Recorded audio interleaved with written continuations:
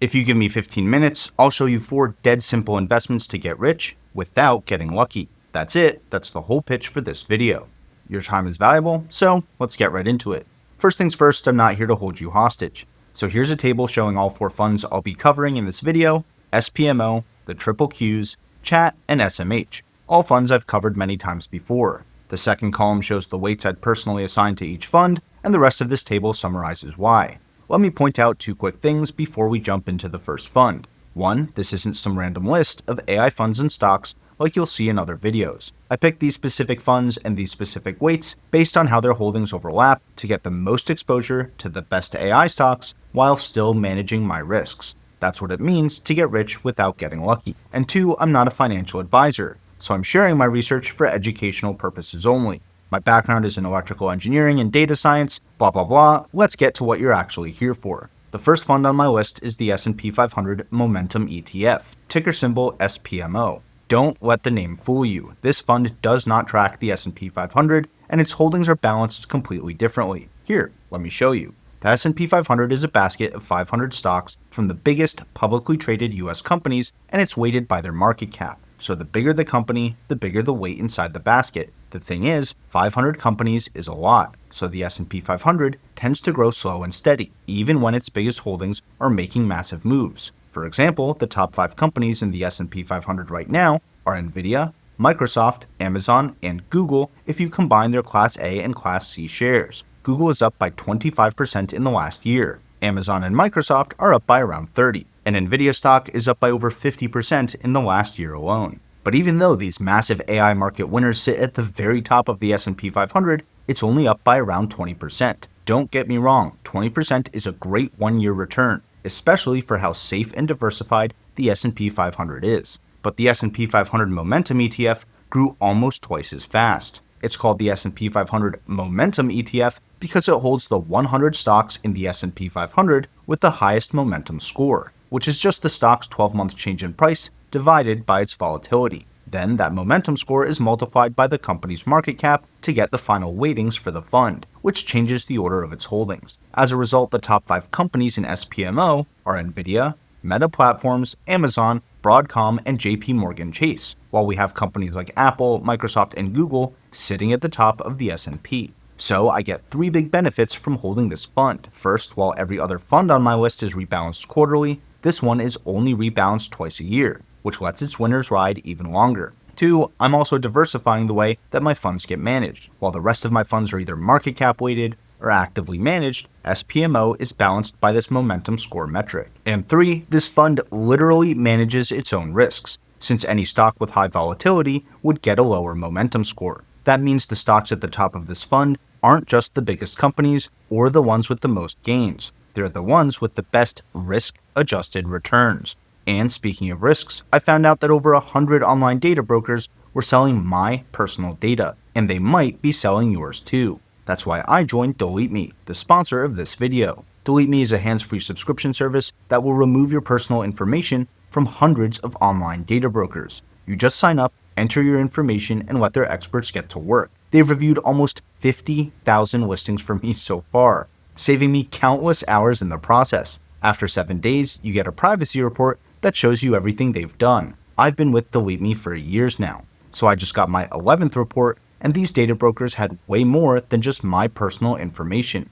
They had my wife's and my mom's too. But here's the best part. They'll keep scanning these websites even after they remove my data, and I get my own privacy advisor if I want to talk to a real person and make a custom removal request. So if you care about your data and your family's privacy, you can get 20% off any consumer plan with my code symbol20 by going to joindeleteme.com/symbol20 or with my link in the description. And a big thank you to Delete Me for supporting the channel and for keeping my family's data safe. Alright, so I gave SPMO a 15% weight, which is big enough to tilt our portfolio towards the current AI market winners, but small enough to let more concentrated funds do the heavy lifting. I'd put another 25% in the NASDAQ-100, ticker symbol QQQ, really for the same reasons. The NASDAQ-100 tracks the 100 biggest non-financial companies listed on the NASDAQ exchange. So while SPMO holds stocks like JP Morgan Chase, Goldman Sachs, Bank of America, and Wells Fargo,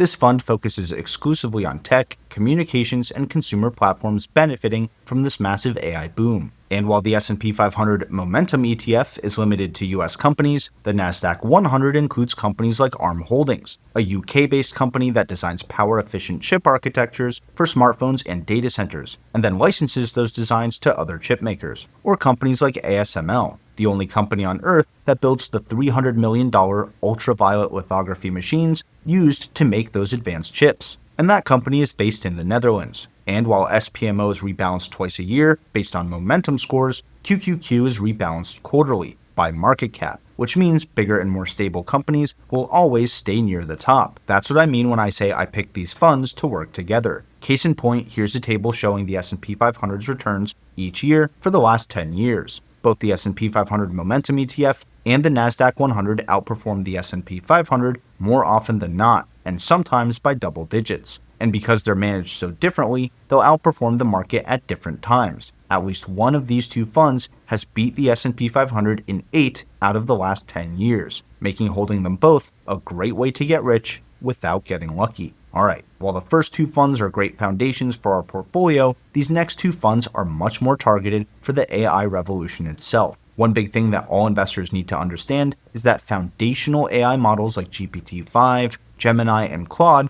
are the digital infrastructure for AI-based software applications. That's why I picked Roundhill's Generative AI Technology ETF, ticker symbol CHAT. Chat tracks just under 50 companies that are actively involved in 4 key areas of generative AI. Platforms, which are the companies developing, training, and commercializing AI tools that developers use to build AI applications, products, and services. Infrastructure companies that provide the IT hardware and chips powering foundational AI models and workflows, and enterprise and consumer software companies, which are building generative AI applications for businesses and for consumers respectively. That's why companies like nvidia, Astera Labs, Palantir, Google, and Arista Networks sit at the top of this fund. All of them have hardware or software ecosystems filled with real services and applications used by end consumers, and that other companies pay to build on top of. One thing I really like about the Chat ETF is that it doesn't have a lot of smaller AI companies in it. The biggest thing I took away from OpenAI's presentation for GPT-5 last week was that AI is becoming much more agentic. That means foundational models like GPT, Gemini, and Claude are constantly adding new features, tools, and actions that end up killing apps focused on a single task. Think tutoring, pair programming, or real-time translation. I still think it's too early in the AI tech cycle to be picking winners and losers when it comes to software, and the few pure-play software companies that Chat does hold are ones that I'd actually want to invest in, companies like Palantir, Oracle, and Meta Platforms. Chat has a 0.75% expense ratio, making it the most expensive fund on my list in terms of fees. But unlike the last two funds, this one is actively managed, which means it also diversifies how our 4-fund portfolio gets rebalanced and how often. An actively managed fund is one where somebody is constantly looking at the companies and can rebalance the fund's holdings as often as they need, based on new information right as it comes out. That means this fund doesn't have to wait until the end of the quarter to cut its losers and double down on its winners. The Chat ETF launched in May of 2023, which also makes it the youngest fund on my list, but it's returned over 30% year to date and well over 100% since inception. So I think it more than justifies its fees. The global artificial intelligence market is expected to more than 8x in size over the next 8 years, which would be a compound annual growth rate of 30% through 2033. This chart shows the split between cloud and on-premise, but the AI market is also split between hardware, software, and services, which makes Chat an awesome ETF to capture all of that growth. But you can't talk about AI without talking about the chips that power it, which is where the 4th and final fund on my list comes in. And if you feel I've earned it, just keep watching this video to the end. That way YouTube shows it to more people. Thanks, and with that out of the way, let's talk about the 4th and final fund on my list. This one is my personal favorite. It's the VanEck Semiconductor ETF, ticker symbol SMH. Look, AI training and inference need massive, ongoing investments in the hardware that powers them. A company's revenues and profit margins live and die by how cost-effective their compute is, and hardware plays a huge role in that. But SMH doesn't just bet on one kind of chip leader. Its holdings are spread across the entire hardware ecosystem. nvidia, AMD, and Broadcom for chip and infrastructure design, TSMC, for chip manufacturing, and companies like ASML and Advanced Materials for semiconductor equipment, all of which are stocks that I cover on this channel. The top 10 holdings in SMH make up over 70% of the fund, with just nvidia, TSMC, and Broadcom taking up over 40% by themselves. That's incredibly concentrated, which is why I started this video with SPMO and the triple Qs, which hold 100 companies each. SMH has annual fees of 0.35%, but the fund has returned 22% year to date and over 250% over the last 5 years. In fact, if you invested $10,000 in SMH when it was created back in 2011, you'd have almost $240,000 today.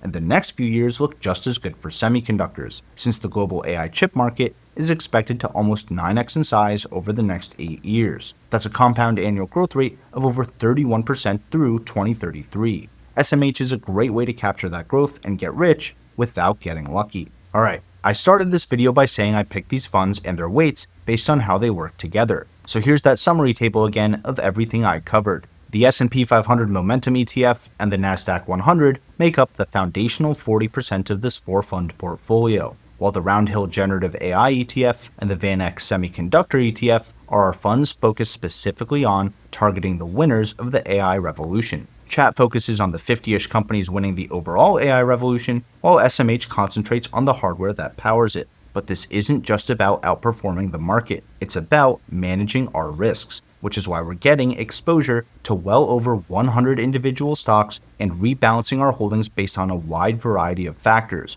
like momentum, market cap, and active fund management. Outperforming the S&P 500 is just the byproduct. Here's the final table of how these 4 funds performed versus the S&P 500 over the last 10 years, as well as the total performance of my 4-fund portfolio and check marks showing every time it outperformed the S&P 500. That's 10 out of the last 11 years so far if you're counting. And again, don't just look at the check marks. Look at the actual performance difference between my final 4-fund portfolio and the S&P 500. Consistent double-digit outperformance without having to worry about picking individual stocks. 4 dead simple investments to get rich without getting lucky. If you found this video valuable, consider hitting the like button and subscribing to the channel, and maybe even sharing it with someone else you think will find it valuable too. And if you want to see what else I'm investing in to get rich without getting lucky, check out this video next. Either way, thanks for watching, and until next time, this is ticker symbol U. My name is Alex, reminding you that the best investment you can make is in you.